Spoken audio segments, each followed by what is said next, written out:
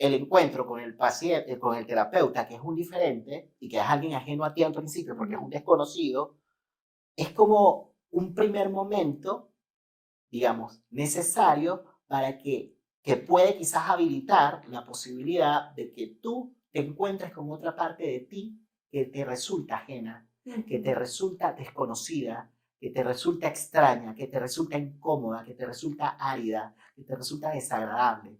Y esa otra parte de ti, de alguna manera, para llegar allí y para cogerla, para encontrarte con ella, bueno, sí, necesita un tiempo, necesita un espacio, necesita ciertas condiciones, ¿no? Y claro, en ese caso, de alguna manera, la función del terapeuta es poder acompañar. Soy María Guerrero y quiero que me acompañes en esta travesía personal y me ayudes a que se convierta en colectiva para que juntos aprendamos a humanizarnos y a vivir más compasivamente. Bueno, señoras y señores, latinos del mundo. Ya tú sabes, es la canción. Bueno, bienvenidos a Compasivamente, este maravilloso episodio. Lo estoy grabando con un ángel que me está salvando. Que me está salvando. Ustedes no saben lo que significa grabar episodios caseros, como los estamos. Tú tienes experiencia en esto, Nelson. Así que te doy las gracias por estar aquí en Compasivamente. Antes de comenzar este episodio, quiero invitarte a que te suscribas al canal, a que te suscribas en Compasivamente, porque todos los entrevistados tienen mucho que darnos, mucha sabiduría, mucho conocimiento, mucha formación, aunque en estos episodios de Compasivamente hablamos mucho desde el ser. Antes también de escucharlo, te quiero invitar a aterrizar, porque ustedes no saben lo que ha pasado antes de que grabemos esto, así que para mí es importante. Voy a cerrar los ojos. Si usted está conociéndonos, cierra los ojos. Nelson, no te sientas obligado a cerrar los ojos. Pero quiero invitarte a que respiremos, a que inhalemos, exhalar y hagamos este ejercicio 2 veces más. Inhala, exhala, inhala, exhala. Nelson, de la palabra y el vínculo, gracias por estar en Compasivamente y gracias por apoyarme a que esto suceda. Bueno, gracias a ti por la invitación, muy contento de estar acá en tu podcast, en Compasivamente, y bueno, quizás explicitar un poquito, aclarar a los oyentes qué fue lo que pasó, porque no, para que entiendan, ¿no? Es la segunda vez que me pasa que grabo y no se escucha, así que tenemos que reproducir esta conversación, pero gracias a la vida que sabemos un poco también conectarnos, ¿no? O sea, esta invitación a que conectemos con la respiración también es como volver a encarnar la posibilidad de recrear una conversación que acabamos de tener que fue maravillosa. Y no es que quiera repetir exactamente todo, pero no quiero que se me vayan estas ideas maravillosas que surgieron en la conversación pasada. Entonces, decirles que mi querido invitado hoy es psicoanalista. Es de Venezuela, tienes aquí en Chile, porque yo vivo en Chile, varios años viviendo, atiendes en tu consulta, pero también eres un maravilloso humano que me lo acaba de experienciar ahora. Perdón que se me enreda la lengua, pero es que estoy tan volada con lo que me acaba de pasar que todavía como que no logro aterrizar 100%. Entonces, bueno, gracias por estar acá, gracias por compartir, gracias por quedarte a volver a grabar. Bueno, son cosas que pasan. Bueno, tuvimos ahí media hora de episodio, pero nos dimos cuenta que el audio no se había registrado y aquí estamos de nuevo. Y fíjate que tú decías, bueno, que de alguna manera confiando en que sabemos conectar, decía. Confiando en que sabemos conectar. Y yo no sé si es que es algo que de alguna manera se aprende como tal, la conexión. Yo pienso que o se entrena, ¿no? O se ejercita. Yo pienso que sí en algún punto puede ser, pero para que eso sea posible, la conexión, el encuentro, tiene que haber cierta disposición. Y para que haya cierta disposición, tienen que darse condiciones también para que la disposición esté, ¿no? Entonces, condiciones como, por ejemplo, el tiempo, ¿no? el tiempo, los recursos tecnológicos, ahí resolvimos con otro celular. Bueno, Entonces, te estamos resolviendo con tu teléfono y además con tu tiempo que es tan valioso y no sabes lo que lo agradezco que te quedases para grabar de nuevo, ¿no? claro, pero lo digo esto no en un sentido autorreferencial, sino como para quizás introducirnos en la temática, ¿no? Porque al final pensaba muchísimo en distintas cosas, ¿no? Como por ejemplo lo que nos convoca, que es el tema de la compasión, que de alguna manera habíamos dicho en la otra conversación, que bueno, que entender que la compasión de alguna forma es algo valioso, ¿no? Es algo que de alguna manera podríamos decir nos coloca del lado quizás incluso de la piedad, ¿no? Como ser compasivo, ser piadoso en algún punto, pero no es que uno va de pronto a una escuela para ser piadoso, para aprender a ser piadoso, o uno va a una universidad y entonces tengo el título de ser piadoso o compasivo.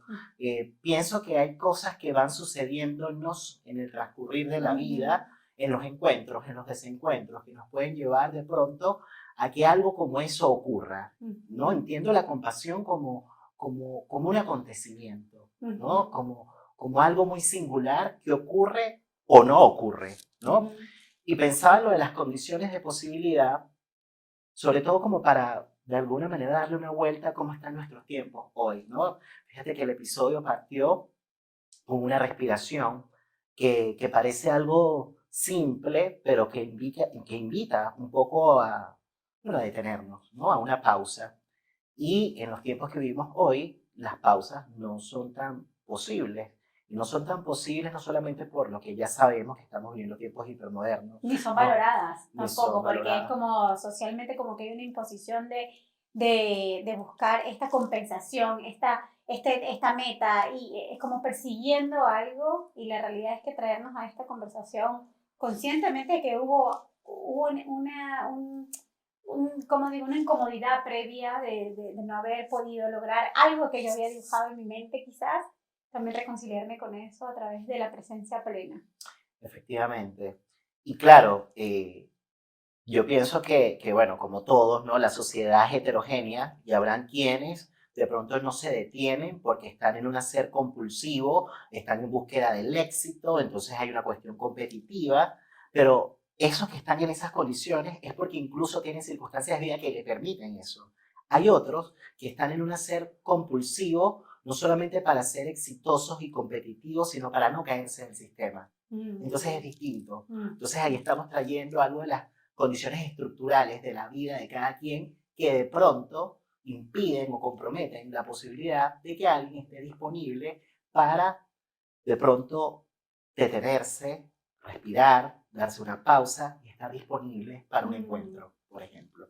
Tal cual, y me gusta que lo traigas de esta forma porque le da mucho sentido también a tu podcast, que se llama La Palabra y el Vínculo, que lo voy a dejar acá en este episodio, lo vayan a ver porque son unas conversaciones, te dice 4 años, 4 episodios, perdón, 4 temporadas, y claro, voy para el 4.º año porque, bueno, partió en el 2020, a propósito bueno, de la cuarentena, con lo que estábamos viviendo con la pandemia, partió en el 2020, empecé a grabar por ahí en mayo, junio, y salió al aire el primer episodio en agosto del 2020. Esa fue la primera temporada, que se llamó Rupturas. Y se llamó Rupturas porque efectivamente eso era lo que estaba sintiendo, que vivía en ese momento, ¿no? Se había dado una ruptura, una separación, un término, ¿no? De algo que yo venía desarrollando desde hace años a nivel laboral con otros colegas. Eso se interrumpió. Y se interrumpió en plena pandemia, no hubo posibilidad de que continuara y fue necesario para mí, de alguna manera, hacer algo para rescatarme un poco de lo que significó ese momento, ¿no? O de lo que fue ese momento. Entonces el podcast para mí fue una manera de sobrevivir, ¿no? A esa ruptura que también era haciendo una suerte de juego de palabras también, porque la ruptura no la estaba viviendo yo solamente, ahorita estoy trayendo algo muy singular, muy personal, pero era una ruptura de tiempo, era una ruptura de cotidianidad, era una ruptura de rutina para muchos, ¿no? Que por supuesto trajo cosas, no fue sin costos, no fue sin consecuencias, ¿no? Y que entre las cosas que trajo, a algunos les permitió un repliegue hacia adentro, ¿no? Una especie de volcar o poner la mirada sobre sí, ¿no? Algo que quizás no hubiese sido posible o no era tan posible previo a la pandemia, ¿no? Y estábamos hablando del tema de las pausas, ¿no? Entonces fue como una suerte de imposición, ¿no? A propósito de las cuestiones que pasaron sanitarias, ¿no? Nos obligó a detenernos, ¿no? Y lo conversábamos en el episodio que nos escucha, de qué importante es poder darnos espacios para decantar. Y en este sentido, crear un proyecto, desarrollar un proyecto, pide mucho, no solamente de la sabiduría y el conocimiento, sino de la creatividad, de esa inspiración, de ese anhelo que uno plasma en una obra que se convierte en un proyecto, y que cuando eso no se manifiesta por X o Y razón, hay un quiebre, hay una ruptura, que lo has dicho tú. Y en esa ruptura decidimos o no ponerlo en piloto automático y decir, bueno, voy a hacer cualquier otra cosa, o conectamos con un espacio, como lo has hecho tú, donde te has dado la oportunidad y el permiso de esto artístico, que también como que rescatamos esto artístico que es tuyo, esto artístico que también se te da en la palabra, se te da en el vínculo, se te da en la conexión, y se convierte esto en un podcast. Bueno, igual pensando un poco lo que fue, ¿no? Ese momento, porque claro, ubicándome en el tiempo, hoy el podcast cumple otra función para mí, ¿no? En ese momento específicamente era para mí un recurso de sobrevivencia psíquica, porque en lo concreto, a nivel físico, a nivel personal, a Dios gracias, estaba bien, ¿no? No era mi realidad, digamos, la de pronto, bueno, muchas personas en ese tiempo la pasaron muy mal, pero tuvieron pérdidas humanas, tantas cosas que pasaron, ¿no? Entonces, a ti nos pasaba todo. Claro, pero en el caso mío, no es que tuve pérdidas físicas como tal, pero sí hubo pérdidas simbólicas, ¿no?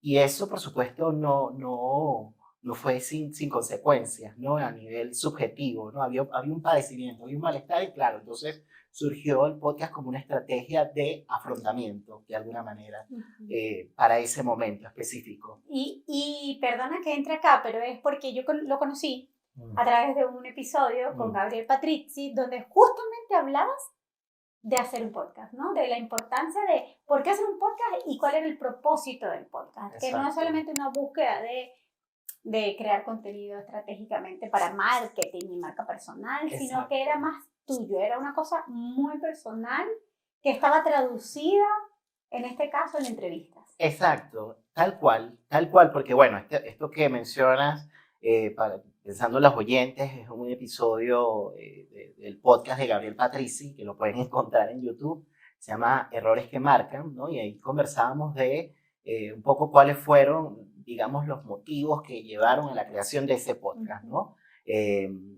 Y cuáles son los errores que de pronto típicos que se pueden, desde mi punto de vista y en función de lo que fue mi experiencia o de lo que ha sido mi experiencia, los errores que se pueden cometer al momento de la creación de un podcast, ¿no? Pero efectivamente el propósito en un principio no era la de, qué sé yo, crear un contenido para generar, qué sé yo, X cantidad de vistas o visualizaciones en YouTube, seguidores, y entonces no, en realidad el propósito era este anterior que te decía, ¿no? El de poder encontrar una forma de rescatarme, ¿no? De sostenerme también y de crear mundo. Porque para mí fue muy inspirador, tengo que decirlo, porque fue como una revelación de que yo también quería y tenía un anhelo de compartir con otros y conocer la historia de los otros. Yo todavía no sabía que iba a ser mi tópico la compasión, pero cuando tú dijiste, tiene que ser algo de ti.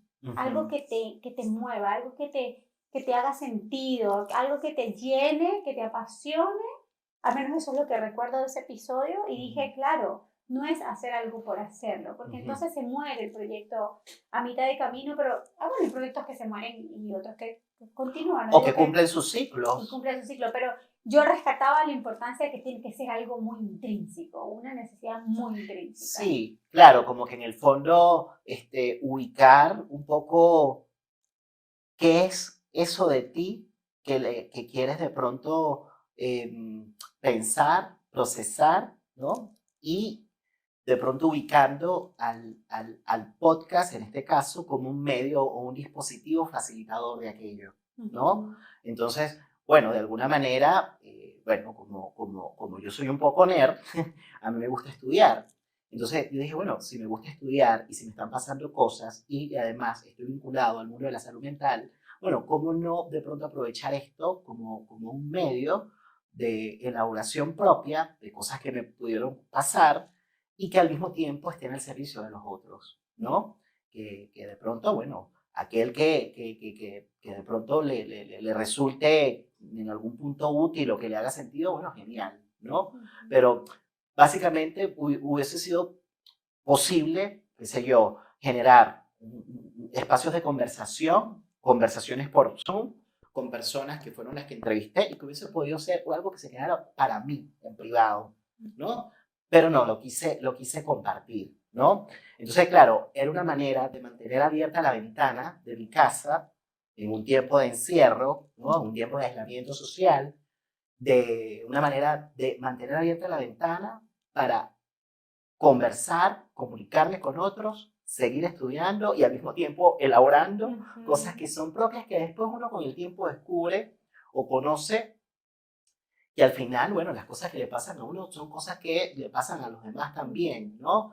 Entonces, bueno, por Eso eso... se hace en humanidad compartida, porque una de las razones, no sé si te ha pasado, pero a mí me escribe gente, oye, a mí me pasó lo mismo que le pasó a esta persona, esto me ayudó a tomar esta decisión. Es como una ventana a humanizarnos como sociedad en una sociedad que pide andar en piloto automático. Y a mí me llama la atención mucho el nombre de tu podcast porque es la palabra del vínculo y qué importante es el vínculo.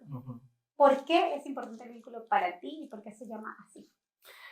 Bueno, ahí hay dos preguntas en una. La primera es que la palabra y el vínculo es un nombre de un libro de un autor psicoanalista francés que se llama René Caes, ¿no? Que es uno de los precursores del psicoanálisis grupal y que ha sido una influencia importantísima para mí, para mi trabajo como terapeuta. ¿No? Él desarrolló, entre otras cosas, porque ha desarrollado muchas teorías y conceptos, ¿no? Pero, por ejemplo, la idea del aparato psíquico grupal, de que hay algo ¿cuál sería la palabra? Que hay algo distinto que ocurre cuando distintas personas se juntan, ¿no? Y que no necesariamente es homologable a lo que sucede a nivel psíquico individual, ¿no? Por un lado, creo este concepto del aparato psíquico grupal, que se supone permite la posibilidad de que un pensamiento otro ocurra, ¿no? Y que algo se pueda coger de lo individual, pero a propósito de que hay algo mayor sostenido por varios. Y también creo la idea de las alianzas inconscientes, que por cierto los sistémicos relacionales, los psicólogos sistémicos relacionales lo trabajan mucho, pero más desde las lealtades invisibles, ¿no? Que hay algunos puntos de encuentro entre ambos conceptos, pero que por supuesto tienen sus diferencias, pero un poco como para quienes nos escuchan se hagan la idea, ¿no? No, y está bien que lo aclaren, porque a veces, por supuesto, este podcast lo que intenta es acercarnos a lo que significa la psique, el ser, cómo nos comportamos, qué prácticas o herramientas nos pueden ayudar a conocernos para también relacionarnos de forma más asertiva, más amable, más compasiva. Entonces te agradezco mucho que lo expliques porque a veces si nadie ha hecho terapia, si nunca has hecho psicoanálisis, ni nada que tenga con nada, es complicado como conectar con el lenguaje. Efectivamente, totalmente. Entonces, bueno, el punto es que es una persona que influyó muchísimo, que ha influido muchísimo en mi clínica, mi manera de pensar lo que pasa con la subjetividad humana. Y claro, él tiene un libro que se llama La palabra y el vínculo. Y yo llegué a ese libro a propósito de mis primeros estudios acá en Chile.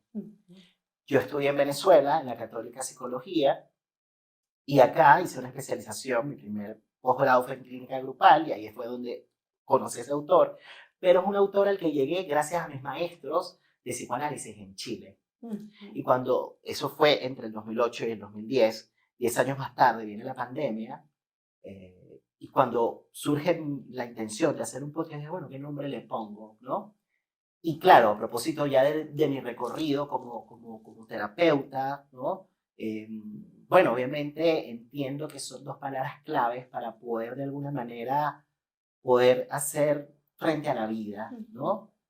Sin palabras nos quedamos un poco en el terreno, digamos, yo diría de lo salvaje, pero no salvaje homologándolo a lo que pasa con el mundo animal, porque los animales tienen sus maneras, sus lógicas, pero digamos del lado de lo salvaje en el sentido de no poder quizás lograr hacer un salto, quizás simbólico, la palabra tiene que ver con símbolos, que pueda de pronto nombrar eso más, podríamos decir, indomesticable del ser humano. Yo lo siento como árido, como esa aridez, como cuando, o sea, como que incluso en la aridez nacen ciertas cosas. Entonces imagínate que en ese desierto salga algo, y ese salir algo es la palabra, justamente. Entonces, eso que sale es la palabra que nombra eso árido, ¿no? Eso salvaje, eso pulsional, que diríamos los psicoanalistas. Lo pulsional, que desde ya es algo que nos moviliza, es algo que pulsa la vida. Pero hay pulsiones de vida, pero también hay pulsiones de muerte. Entonces, las palabras nos permiten de alguna manera poder ir ubicando un poco eso que emana de nosotros, y digo nosotros en plural, porque finalmente eso árido, ¿no? Eso salvaje, eso pulsional, que puede estar más del lado de la vida o del lado de la muerte, es una consecuencia de los encuentros y de los desencuentros. Y ahí entra el tema del vínculo. ¿Y en el vínculo hay compasión para ti? En el vínculo pudiese eventualmente haber compasión. Pudiese, ¿no? Es una posibilidad. Y es una posibilidad entendiéndola un poco como decía al principio, ¿no? Como a modo de un acontecimiento. Me gusta pensarlo así, un poco como para no necesariamente ubicar la idea de la compasión como una especie de ideal o de imperativo al que habría que apuntar, ¿no? O al que habría que llegar. Y lo hablábamos en el episodio anterior que no salió, como nos hemos volcado, y lo has traído tú, en la empatía como un ideal o en la reinvención como un ideal. Exactamente. Entonces no convertir en esto de la compasión como un ideal, sino más en una experiencia encarnada. Exactamente, tal cual. Una experiencia encarnada que es fruto del encuentro, de los vínculos. Y los vínculos, fíjate que, voy a retomar también tu pregunta, porque tiene mucho que ver con la anterior, porque la palabra y el vínculo, ¿no? Claro, la palabra no es algo que aparece del cielo, caída del cielo. La palabra es algo que surge, digamos, de la cultura, del encuentro entre los humanos. Nos pone más un poco del lado de lo civilizatorio. De hecho, si no hay palabra, justamente lo que reina es la violencia. Entonces la palabra, de alguna manera, puede ponerle límite, ¿no?, a esa parte árida, salvaje, que nos constituye y nos atraviesa a todos. Lo primitivo. Lo primitivo, lo más arcaico, lo más originario, que a todos nos atraviesa y que además nos constituye, ¿no? Pero ¿cómo nos humanizamos? Nos humanizamos a propósito de que entramos, digamos, en una cultura que nos otorga un lenguaje, una palabra, y ese primer momento fundante, digamos, de la constitución psíquica subjetiva, es posible a propósito de que pasamos por un vínculo. El primer vínculo, bueno, con nuestros cuidadores, padre, madre, ¿no? Entonces, o quienes sean, para salirnos un poco de lo tradicional, porque puede ser otro modo de familia, ¿no? Entonces, pero para poder ingresar a la cultura necesitamos haber sido subjetivados. Subjetivados es una manera de decir ser bañados por palabras. Y esas palabras no ocurren por caídas del cielo, ocurren a propósito de un pasaje por un vínculo. Y ese pasaje por un vínculo justamente es una consecuencia de que hubo un entrecuerpo allí, hubo una experiencia encarnada, que es un poco lo que tú estabas diciendo. Y claro, eso puede ser o no compasivo. Y por ejemplo, porque yo quiero como traerlo a tu práctica diaria del 1 a 1, no grupal. ¿Puede surgir cierto grado de compasión en la práctica con el paciente?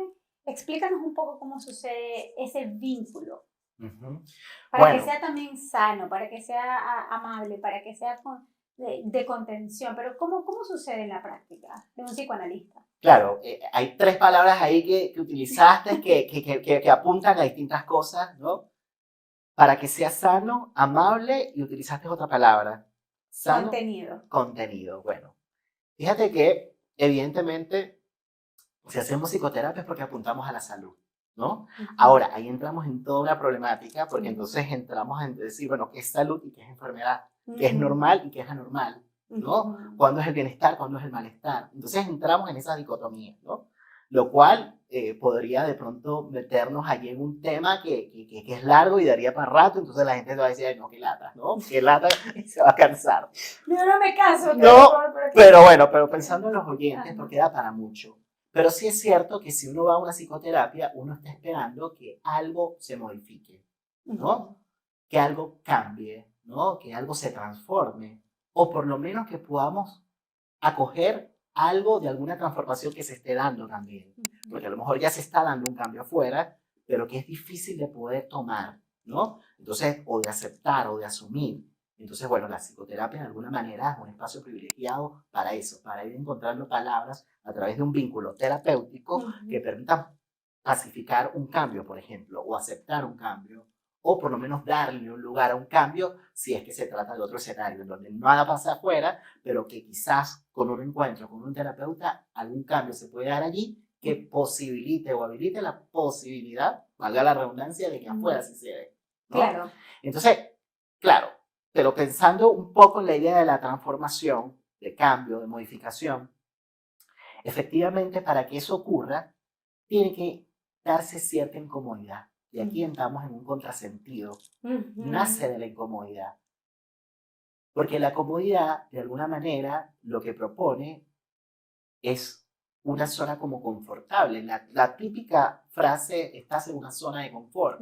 Una zona de confort, de alguna manera, lo que propone, estar en una zona de confort, supone estar en un lugar que se ha acomodado a ti, ¿no? Que se acomoda, como que de alguna manera, como dice una autora, escritora de Estados Unidos, Sarah Ahmed, que fue una autora a la que llegué a propósito del podcast, unas invitadas la llevaron, y que piensa cuestiones de género.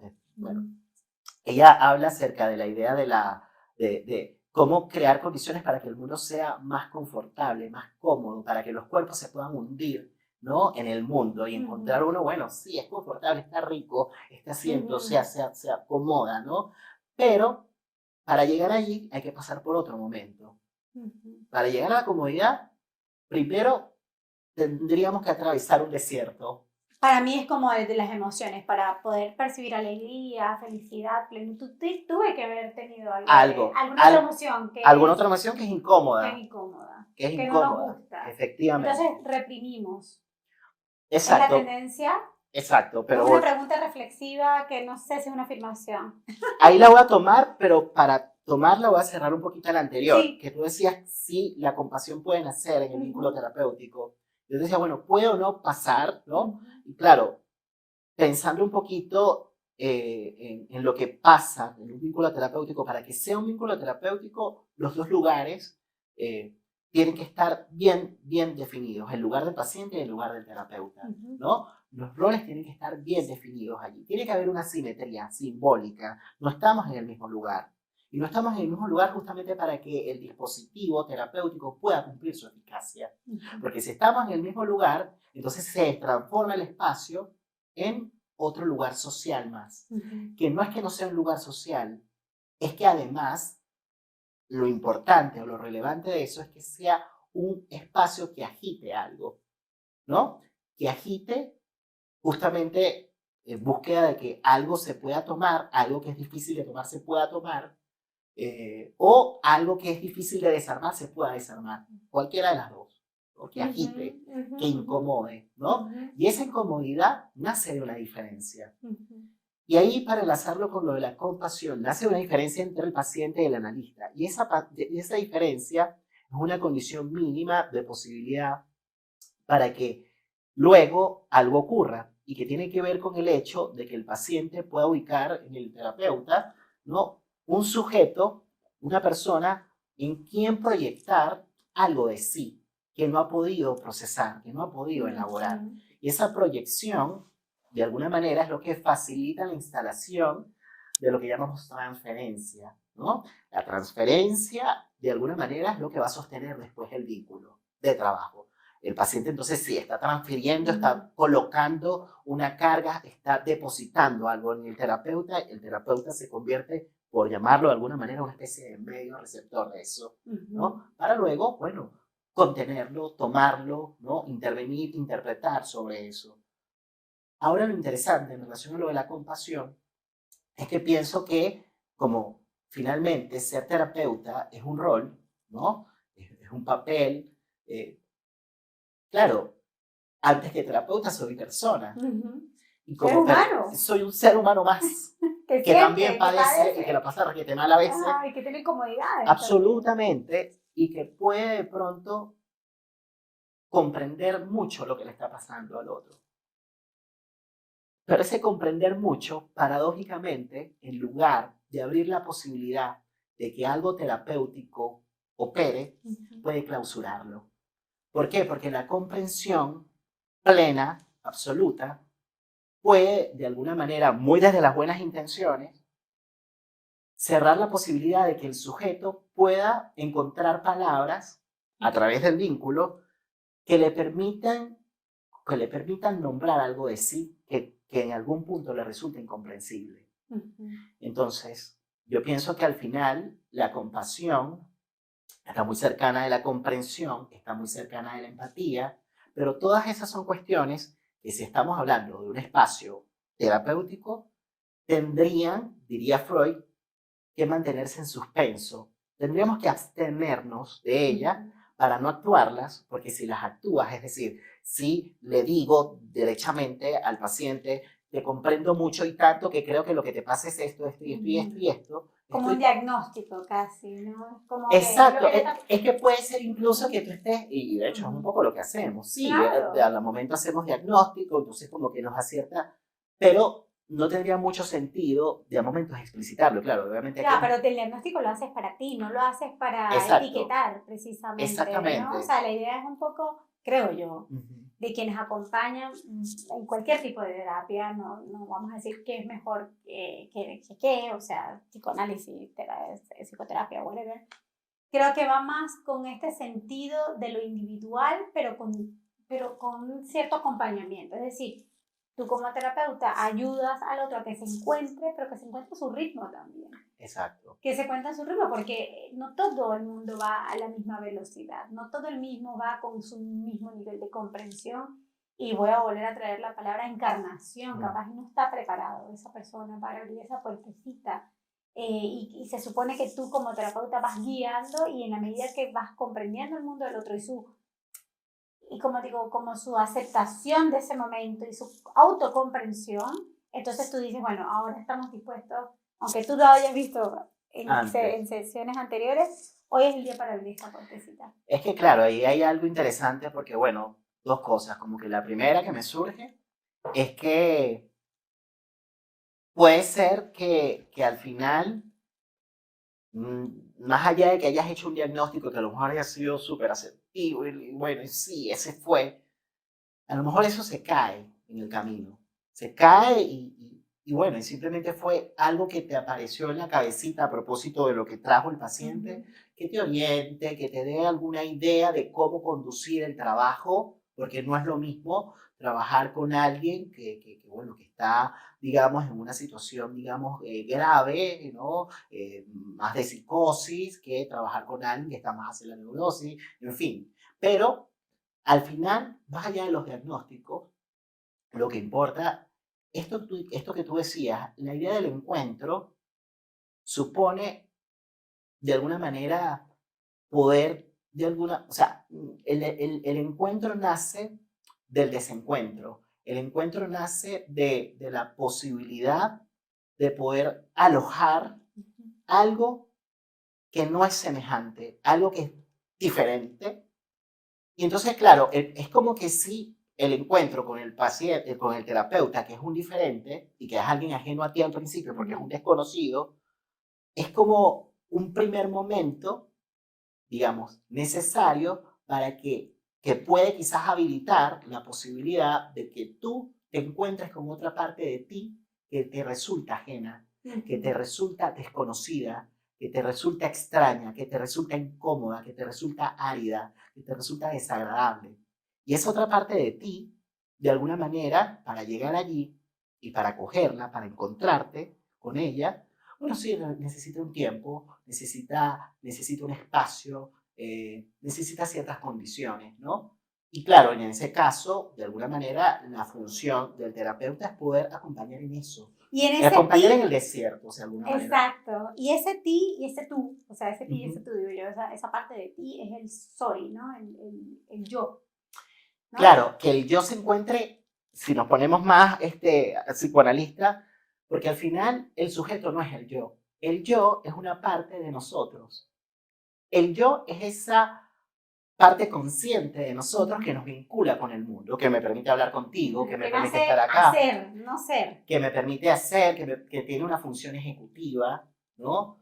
Que es lo que permite que haya una atención, ¿no? Que encuentre palabras y que haya un discurso más o menos coherente.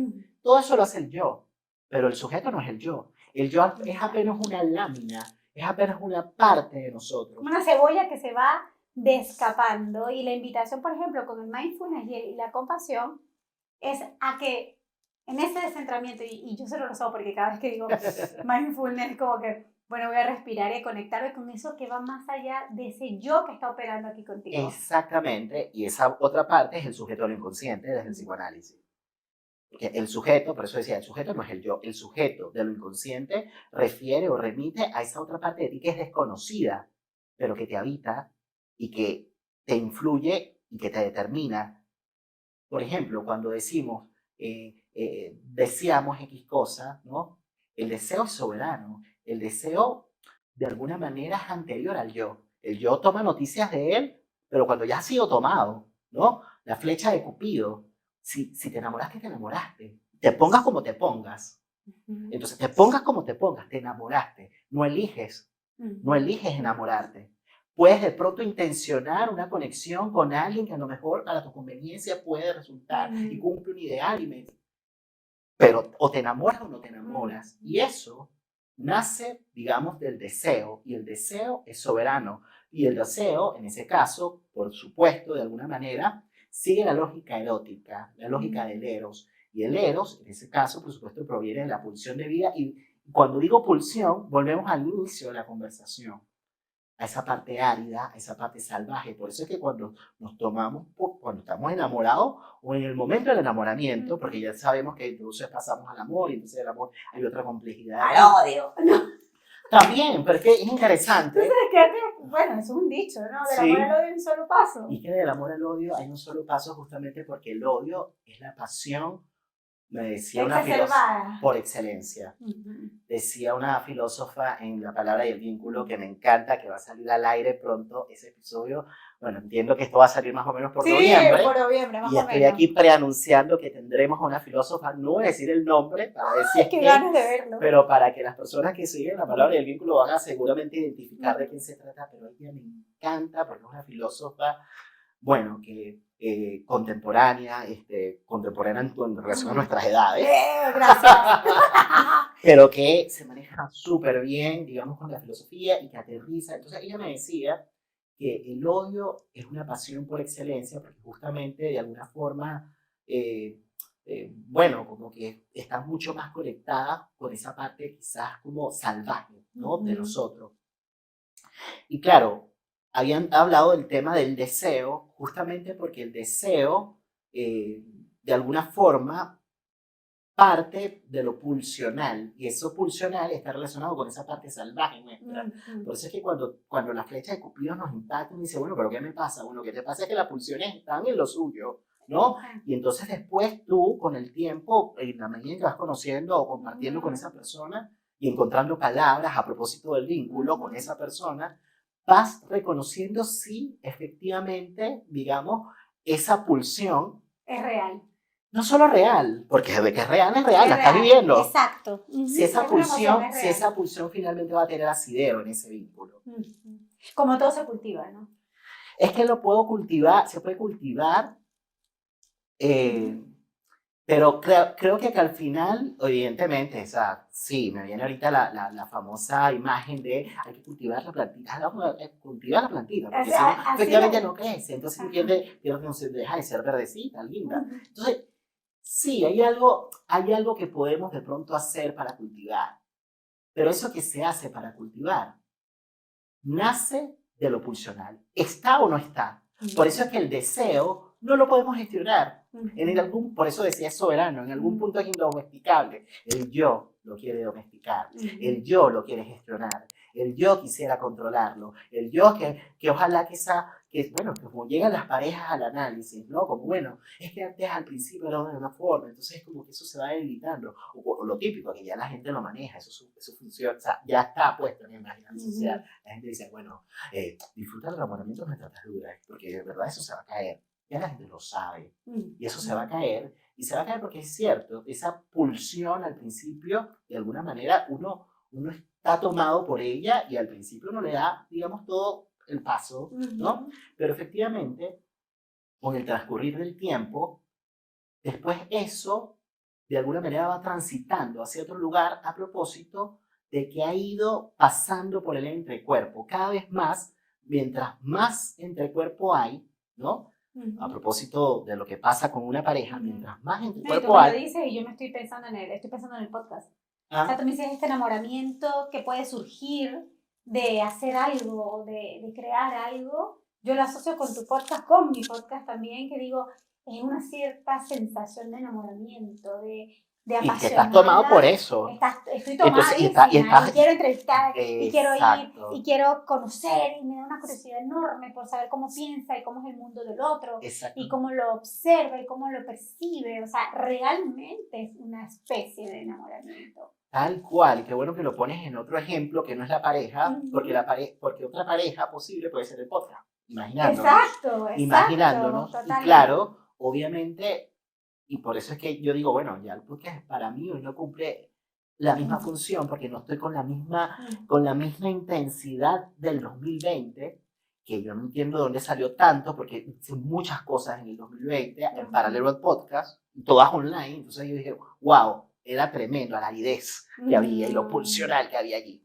Pero entiendo que hoy hay un amor, ya es un amor. Ya se convirtió en amor. Ya se convirtió en un amor. Entonces lo sostenemos, porque al final lo sostengo, pero él también me sostiene en algún punto. Pero a propósito de que he ido encontrando, bueno, como otras cosas que entrega, además de aquello otro, ¿no? Entonces, por eso es que cumple una función distinta hoy. Eso puede pasar también con la pareja, ¿no? Entonces, para volver a la compasión, oye, te van a decir, bueno, entonces vamos compasivamente. Pero ya yo estoy pensando, porque, ¿sabes? Que es como que varias cosas que surgen y eso es inevitable cuando haces análisis, cuando tienes conversaciones tan extensas, uno empieza como a conectar. Y a mí me da como esta sensación, bueno, enamoramiento con el podcast, la función de querer compartir, para mí, tiene una mirada compasiva, porque es como que a medida que yo comparto desde la literatura, desde el análisis, desde mi historia, puedo aliviar el sufrimiento quizás de este otro que está escuchando, puede conectarse y relacionar con ese otro que está escuchando y nos está viendo. Y para mí eso suena a compasión, para mí, pues llevo la compasión donde sea, ¿me entiendes? Como digo, aquí esto es compasión, aquí esto es compasión. O sea, yo creo que las personas que elaboran, por ejemplo, como psicoterapeutas, como psicoanalistas, tienen esa fortaleza ahí, porque están para el otro, y están también quizás, no lo sé, eso me lo puedes responder tú, para ti también, porque es como una suerte de, bueno, voy desde la compasión a mi autocompasión. No sé, o sea, me volé aquí con lo que te estoy diciendo, pero es como, ¿cuánto de eso hay que estoy para el otro? Bueno, logro hacer esta suspensión que has traído de Freud, pero cuánto de eso también me queda a mí resonando luego y cómo lo trabajo, cómo soy capaz de atenderme, de sostenerme. Una vez que bueno, se cerró la consulta, se fue y yo me quedé quizás con esta historia porque eres humano, ¿no? Y porque te pasan cosas a ti con lo que vas aprendiendo con el otro. ¿Cómo surge esta suerte de autocuidado, de autoconocimiento, de esto me prendió a mí ciertos botones que para mí significaría la autocompasión? Bueno, tremendo, ¿no? Porque claro, ahí relacionaste la compasión o la autocompasión con el autocuidado, ¿no? Fíjate que estaba recordando, a propósito de esta conversación que tuve con esta filósofa, que voy a decir el nombre, que ha estado pasado histérico. He estado pasado histérico, ella se llama Florencia Badi. Les recomiendo, bueno, los que quieran escuchar el episodio, yo grabé varios episodios con ella a lo largo, digamos, de las distintas emisiones de podcast, ¿no? Hay un episodio en la primera temporada, me parece que fue la primera temporada, no, en la segunda, que se llama La venganza de Blancanieves. Y se llama La venganza de Blancanieves cortito, básicamente por el hecho que, bueno, ahí me enteré el final, yo no sabía el final de la historia de Blancanieves. Y fue como curioso porque, bueno, entiendo que al final Blancanieves se venga de la bruja. Yo no sé si tú sabías. Se venga. Se venga y se venga. No sabía eso. Junto con el príncipe. Por ella. Claro, por los maleficios, por la brujería. Entonces, claro, se venga y se venga haciéndola bailar con unos zapatos de hierro caliente hasta que la vieja, la bruja, se muere. Yo quedé así, ¿qué? Sí, Nelson, ese es el verdadero final de la historia de Blancanieves. Y ese episodio tenía mucho que ver con pensar un poco las distintas pasiones que nos habitan, las distintas pasiones que nos constituyen, ¿no? Que somos amor, que somos odio, que somos crueldad, que somos piedad, que también podemos ser compasión. Entonces ella me decía en ese episodio, a propósito de la filosofía, que hay 3 maneras de entender el amor. Una es el amor erótico, que el amor erótico supone cierta tensión. Para que haya excitación tiene que haber fricción, tiene que haber algo que pulse, ¿no? Una fuerza contra, ¿no? Que es justamente la que permite que haya relaciones sexuales, por ejemplo. Porque si los cuerpos están muy blandos, ¿cómo hay penetración, por ejemplo? Tiene que haber una fuerza, ¿no? Tiene que haber como un choque, tiene que haber fricción, ¿no? Y sobre eso nace la excitación. O sea, el amor erótico supone competencia también, supone rivalidad, supone intentos de confrontación, intentos de dominio, ¿no? Entonces de a momentos te sometes, ¿no? Y en eso puedes encontrar también excitación. Por algo existen las cuestiones sádico-masoquistas también. Total, por ejemplo, ¿no? Entonces, el amor erótico es esa vertiente, pero también ella me habló del amor filial, y que tiene que ver un poco con la posibilidad de que haya complicidad, ¿no? De que haya eso, de que haya, como bueno, compañerismo. Contención, otra vez vengo yo con esta palabra, pero es como Sí, que lo que me surge. Claro, como compañerismo, que haya complicidad, que haya alianza, eso es la amistad, ¿no? El amor filial. Y por otro lado está el amor compasivo. Y ese amor compasivo tiene mucho que ver con el cuidado, con la protección y con la piedad. Entonces ella me decía en ese episodio, lo pueden escuchar, la palabra del vínculo, La venganza de Blancanieves. Voy a poner ese link cuando salga. Seguramente va a salir primero que el mío. Y lo ponemos acá para que lo vean y nos comenten qué les parece. Muy bien, muy bien. Y después vayan para allá y me comenten qué les parece allá también. Bueno, entonces ella me decía que justo la piedad, es decir, el amor compasivo, le pone freno a la crueldad. Lo que le pone tope a la crueldad. Entonces, pero la crueldad es la exacerbación, digamos, de lo erótico. O sea, lo erótico puede tomar distintos destinos. Necesitamos el erotismo. Necesitamos que haya tensión. Necesitamos que haya fricción. Necesitamos que haya excitación. Necesitamos que en algún punto haya agresividad. No necesariamente agresión y violencia, pero agresividad en el sentido de poder tener defensa. Yo siento como esa fuerza, yo lo veo como algo, como lo que hablábamos antes de lo primitivo, de eso que es natural del ser humano. ¿No? Claro. Es como que ese sentido de amenaza, me siento amenazado y por eso voy al logro. O sea, recurro voy a luchar por esto, Tiene relación con eso, y por ejemplo, en este momento, en esta conversación, como que tiene que haber una fuerza para que tu palabra caiga en a mí y del lado mío también. Y resuene y se convierta en un diálogo. Exactamente, y sobre eso se va produciendo el diálogo, ¿no?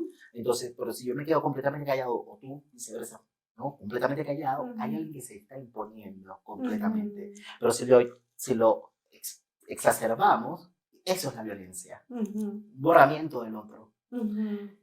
Entonces ella ponía, bueno, esta conversación nace de un libro que se llama El sacrificio de Narciso, de ella, escrito por ella, genial, porque lo recomiendo muchísimo, lo pueden encontrar en Busca Libre. Y claro, ella contrapone la lógica del amor con la lógica del deseo. Ujú. Y el amor, que tiene estas tres vertientes de las que te hablé, y el deseo que nace del eros, ¿no? Entonces ella decía que justamente la crueldad tiene que ver justamente con el extremo, digamos, del desgarramiento. O sea, la crueldad es la consecuencia, digamos, de haber desgarrado un velo que es demasiado vital, que es de la piel, decía.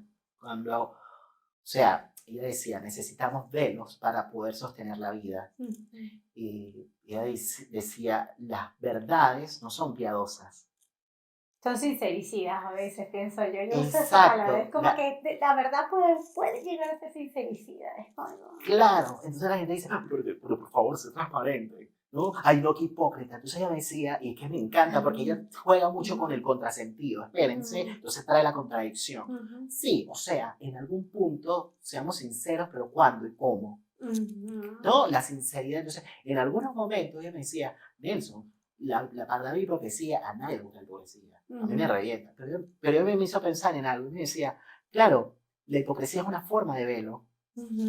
Porque hay una verdad, pero que le ponemos un velo y aparece un semblante distinto para, de alguna manera, sostener un velo. Porque hay veces que no queremos saber de verdades, porque queremos mantener un poquito la cosa pacífica. Exacto, ¿no? la zona de confort de la que hablábamos. La zona de confort de la que hablábamos. Pero entonces habría que ver cuándo opera un velo para sostener una zona de confort que puede tener un sentido vital, pero cuando sostiene un velo, quizás una zona de confort que puede tener un propósito más bien mortífero. Porque hay zonas de confort y zonas de confort.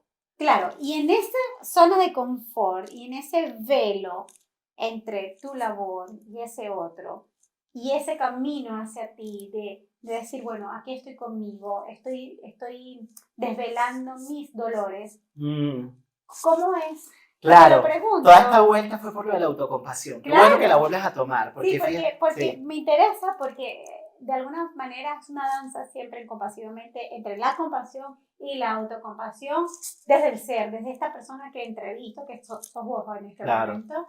Y me interesa porque yo creo que eso también le va a dar mucho sentido a quienes nos están viendo hoy, que hay un humano detrás de... Sí, de no, su totalmente. labor. Sabes que cuando salga este episodio seguramente va a estar saliendo al aire un episodio que se llama Salir de Barbiland, que grabé con Constanza Michelson. Que está buenísimo porque es como a propósito de la película. No, que fue una referencia a la película genial, porque nos llevó la conversa para allá. Salir de Barbiland. Y bueno, una psicoanalista chilena, escritora también, que me encanta, ¿no? Ha publicado libros que, bueno, en el 2020 me acompañó a propósito de los velos, que creo que me ayudó justamente a ponerle un velo a ciertas verdades, porque fíjate que es interesante, porque hay veces que necesitamos crear velos para sostener la vida, y hay veces que necesitamos desvelar para descubrir una verdad que eventualmente puede poner algo en movimiento y que nos lleve a una transformación. Entonces, no se trata de desvelar, no se trata solo de velar, es un interjuego. No, y así funciona y opera el cerebro, que es lo más interesante. Y esta es una complejidad. Es muy complejo, porque si tú analizas a un paciente que te dice que yo no me acuerdo de mi edad, lo que me pasó entre los 7 y los 10 años, no es aposta. Es claro, o sea, ahí hay un tremendo decir, velo. Esa persona no ha podido ver esto y fisiológicamente el cerebro te acompaña y te dice tú no estás preparado para esto. Exacto. Y guarda en su biblioteca. Exacto, que desde el psicoanálisis alguien podría decir, bueno, lo reprimió o lo desmintió o lo rechazó porque son distintas defensas. Exactamente. ¿no? Y la psiquiatría cada una produce lo lo opera el distinto. cerebro, punto. Y exactamente. Es como, wow. Si lo reprimió, entonces anda más neurótico. Si lo desmintió, entonces está un poquito ahí como en el límite. Si lo rechazó, entonces anda un poquito más psicótico. Pero, volviendo un poquito a Barbiland, para relacionarlo con lo de la autocompasión, fíjate que, claro, en el 2020, volviendo un poquito al origen de lo que fue la palabra del vínculo, de lo que ha sido la palabra del vínculo, claro, como que yo diría que la palabra del vínculo fue un velo. que me creí. No solamente fue un recurso de afrontamiento, de supervivencia, de abrir la ventana al mundo y conversar, fue un velo, porque había una verdad que se había aparecido con todo, una verdad que desgarró, una verdad que cuenta, ¿no? Algo que se termina de la noche a la mañana y que fue muy doloroso. Entonces necesitaba crear un velo para no caer en el desvelo. El desvelo sería el insomnio. El insomnio es el desvelo y esto, bueno, lo conversaba con Constanza. Entonces, claro, son esos artilugios, esas creaciones que uno va de alguna manera dándole un espacio, un lugar, que te permiten de alguna forma sortear la vida poniendo velos. Porque no, o sea, como me decía la Florencia Vallo, bueno, de momentos hay que abrir un ojo, desvelar, de momentos hay que cerrarlo. No podemos abrir siempre los ojos. Yo lo llamaría piloto automático. De repente voy en piloto automático porque no me funciona de otra manera, porque tengo que ir, subir, bajar, no sé, y ese es el piloto automático, pero de momento voy al presente conscientemente.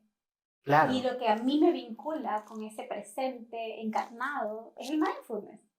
En el caso tuyo, claro, que es como un artilugio. Es mi artilugio es una manera de ponerle un velo a algo de lo exterior para poder conectar contigo, por ejemplo. Exactamente. Es una forma, es un recurso. Es mi recurso. Es tu recurso. Es mi recurso. Efectivamente. Entonces, cuando ella hablaba, Constanza, yo no sé si salió el episodio o no salió cuando todo esto al aire, pero ella me decía que de alguna manera todos, porque claro, ¿cuál es el final de la película de Barbie? Y a estas alturas seguramente las personas ya la vieron a lo mejor. Claro, ella sale de Barbiland, ella decide salir de Barbiland. Y decide, bueno, y cierra en una consulta ginecológica con una ginecóloga, ¿no? Y eso significaba de alguna manera tomar posición respecto de un deseo que la había tomado, que ella no lo gestionó. Un deseo que bueno, que le cambió el orden vital, ¿no? Y que tendrá un costo, habría que ver. Y que no es sin costos, efectivamente. Y que Florencia me decía, la filósofa, bueno, como que al final el deseo, que sigue la lógica del Eros, ¿no? Propone otro orden, ¿no? Y ella decía que el orden vital lo bordea, no que nos hace caer en la locura, pero bordea algo de la locura, porque como que entramos en un caos. Entramos en un caos, pero que es un caos, si lo queremos poner en una palabra simple, es que puede ser saludable, en el sentido de que te está proponiendo un cambio del mundo, un cambio de tu mundo. Ella al tomar posición respecto a su deseo, al elegirlo, porque fue conflictivo y sobre todo eso trata la película, al final ella sale de Barbiland y bueno, va a su ginecóloga, no sin costos, habría que ver qué pasa en una segunda parte, pero entra en el mundo de los humanos. Y el mundo de los humanos implica eso, no es un mundo conflictivo, es salir de Barbiland, no todo es rosado. Es el mundo de las luces y las sombras. Es el mundo de las luces y las sombras, pero creo que hay colores, pero que hay luces. Ajá. Que pueden ser compasivas o no, ¿no? Entonces, claro, es interesante porque ella también me decía, bueno, psicoanalista, traía siempre el contrasentido, ¿no? Y en contra del sentido común. Pero Nelson, todos igual necesitamos conservar un poquito de Barbiland. Salimos, pero conservamos algo de Barbiland. Y eso a mí me encantó, y es que estoy que te spoileando el episodio, no importa. Porque, claro, al final, conservar algo de Barbiland es conservar ilusiones. Total.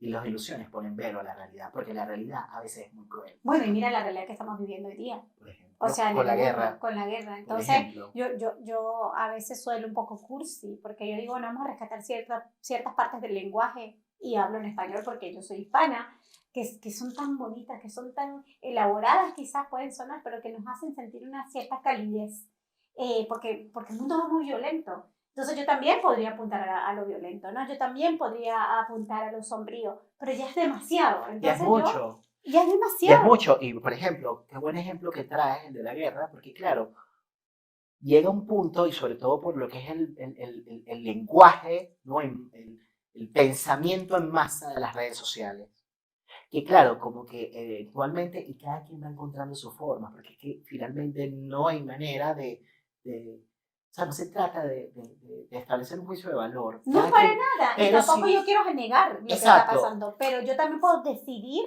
Hacia eso iba, porque hay gente, y está bien, más que bien o mal, es lo que hacen.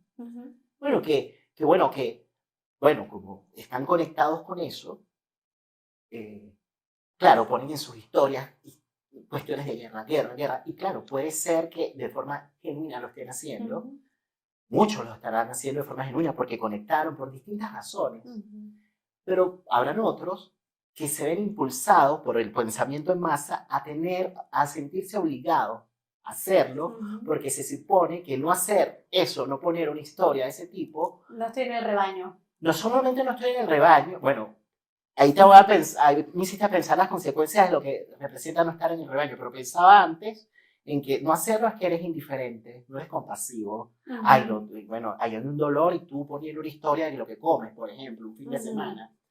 Entonces, que, no, y hablas de compasivo, claro, porque entonces un podcast como este, en donde está este título, entonces te empiezan de alguna manera a evaluar, ¿no? A ver qué tanto en verdad practicas lo que predicas. Entonces, no te salgas de la raya. Entonces, claro, estamos en un tiempo que es propio de la hipermodernidad, en donde nos hemos vuelto bastante hipervigilantes del otro. Y eso es un juicio. Eso es bueno, y desde una superioridad moral, y a propósito justamente de lo que estábamos hablando antes, porque tiene mucha relación con el asunto de la crueldad. Es otro modo de crueldad. Absolutamente. La guerra es una forma, pero otra forma de crueldad es mantener completamente los ojos abiertos, a ver, calcular, a ver, medir el comportamiento del otro, a ver si se sale de la raya. Y a mí, en lo personal, me atrae y me apasiona el tema del mindfulness, más que teóricamente, pues me apasiona leerlo, pero cuando lo encarno y cuando lo vivo, tiene que ver con esa... con esto de respiro, atención plena y suspende el juicio.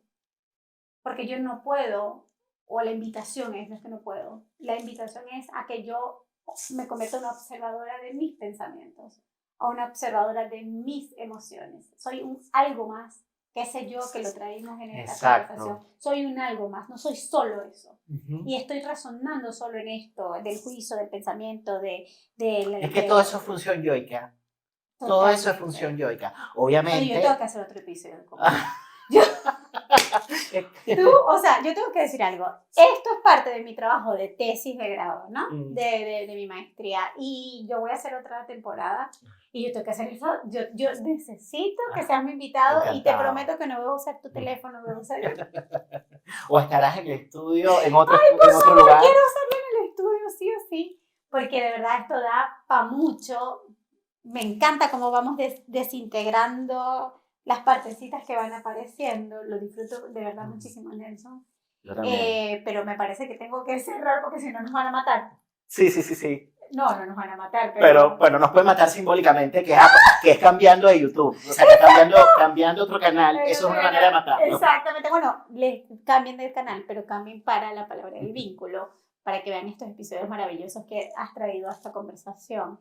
Me gustaría que cerráramos con cualquier cosa que se te ocurra que quieras compartir con nuestra audiencia.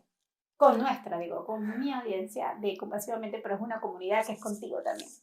Bueno, primero que nada agradecerte por el momento, lo pasé muy bien, de verdad, fue una conversación interesante, cálida, amable, y que además pensando muchísimo, bueno, que me parece que se dio un encuentro con E mayúscula, pero en el sentido de que se pusieron sobre la mesa, yo creo que no solamente dos personas hablando desde paradigmas distintos, que se puede ver, bueno, tu mindfulness, psicoanálisis, sino que finalmente es un encuentro entre sujetos, ¿no? Y con experiencia encarnada, como decías tú. Y eso yo creo que es lo que lo hace potente, ¿no? Más allá de nuestras referencias teóricas, yo creo que lo importante es ir encontrando palabras a través de un vínculo que nos ayuden a humanizar un poquito, ¿no? Más las cosas, para sostener la vida, que finalmente lo que nos importa es eso, ¿no? Lo que verdaderamente importa es la vida. Lo demás son, como dirían en nuestro pueblo, pendejadas. Pendejadísimas. Yo te doy las gracias también, Nelson, porque además me ayudaste a resolver esta situación crítica.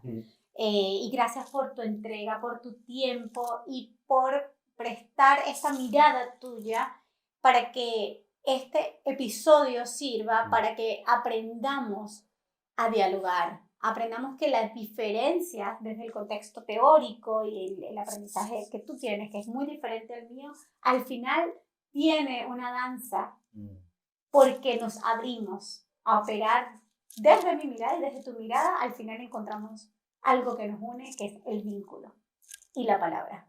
Volteé tu nombre, ¿no? Así que bueno, muchísimas gracias por estar en esta conversación. Muchísimas gracias de nuevo. Gracias. Me salvaste, Dios mío. Muchas gracias y bueno, espero que nos puedan ver en el próximo episodio de Compasivamente. Chao.